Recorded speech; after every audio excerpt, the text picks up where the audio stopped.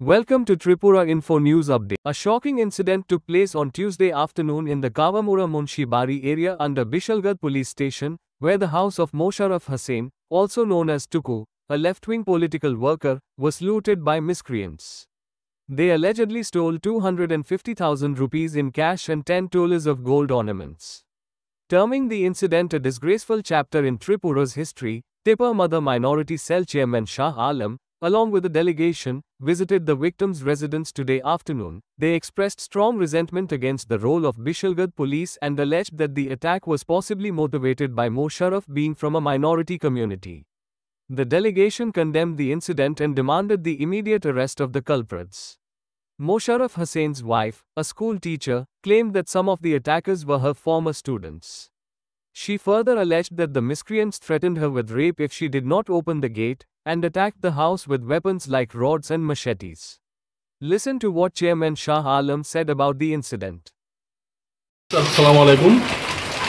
আমরা প্রথমেই এই ঘটনার নিন্দা জানাই আমরা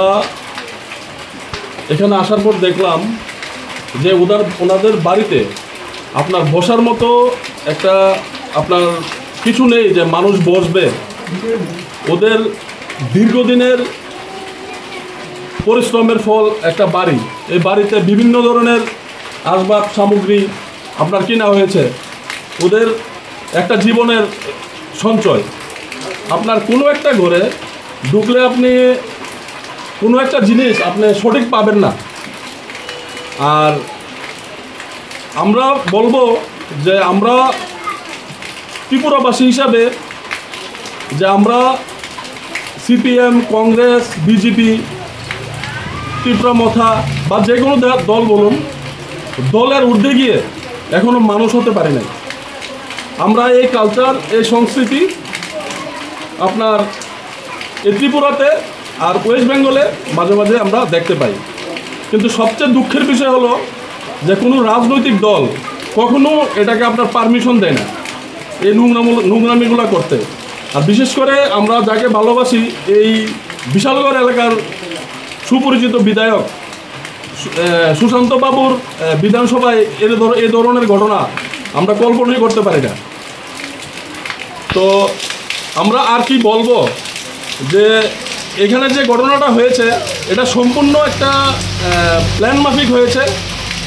এখানে উদ্দেশ্য ছিল এটা কোনো রাজনৈতিক ঘটনা এটা আমি মনে করি না